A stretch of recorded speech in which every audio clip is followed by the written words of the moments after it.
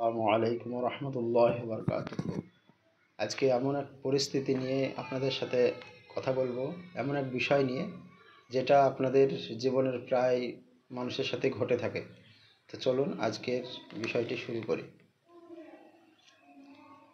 কি বিষয় নিয়ে কথা বলছি আপনারা পরে জানতে পারবেন। মানুষের কাছের কারণে আপনার সমস্যাটি শ্বশুর শাশুড়ির স্ত্রীর বাবা মা হস্তক্ষেপের ফলে পারিবারিক অশান্তির বিষয় এবং এটি সংবেদনশীলভাবে কিন্তু শক্ত অবস্থানে মোকাবেলা করা দরকার। করণীয় ধাপে ধাপে। ১ নম্বর, স্ত্রীর সঙ্গে শান্তভাবে আলোচনা করুন। আপনার স্ত্রীকে সরাসরি দোষ না দিয়ে বলুন, তোমার বাবা মার কথাগুলো আমাদের মাঝে দূরত্ব তৈরি করছে। আমরা একসাথে থাকলে ভালোভাবে এসব সামলাতে পারি।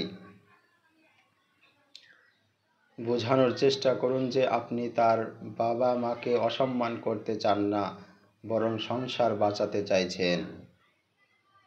২ নম্বর, নিজেদের সংসারের সীমারেখা নির্ধারণ করুন।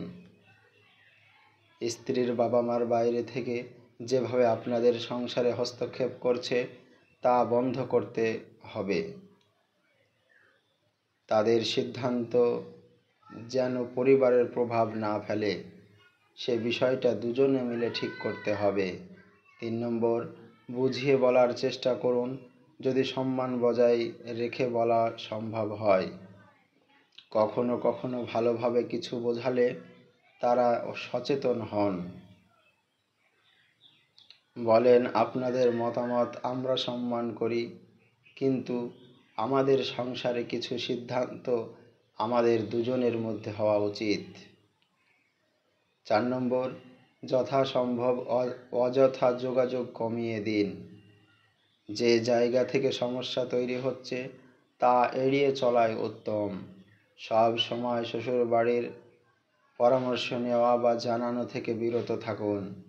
৫ নম্বর, একটু দূরত্ব এবং আলাদা সময় বাউন্ডারি তৈরি করুন।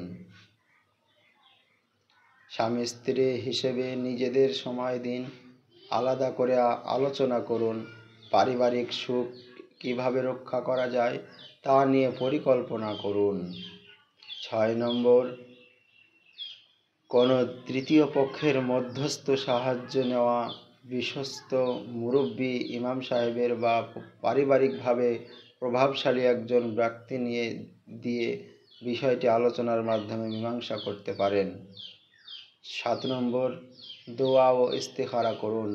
প্রতিদিন দোয়া করুন, রব্বানা হাবলানা মিন আজওয়াজিনা ওয়া যুররিয়াতিনা কুররাতা আয়ুন ওয়াজআলনা লিল মুত্তাকিনা ইমামা। সূরা ফুরকান আয়াত ৭৪। যেন আপনার পরিবারে শান্তি এবং মধুর সম্পর্ক তৈরি হয়। বিশেষ সতর্কতা, স্ত্রীকে কখনোই তার মা বাবার বিরুদ্ধে সরাসরি দাঁড় করাবেন না, এতে উল্টো প্রভাব পড়বে। ধৈর্য এবং বুদ্ধিমত্তা খুব গুরুত্বপূর্ণ এখানে। আপনি চাইলে এগুলি মেনে ফলো করতে পারেন, তাহলে অবশ্যই ঝামেলা আশা করা যায় অনেক অংশে কমে আসবে। আসসালামু আলাইকুম।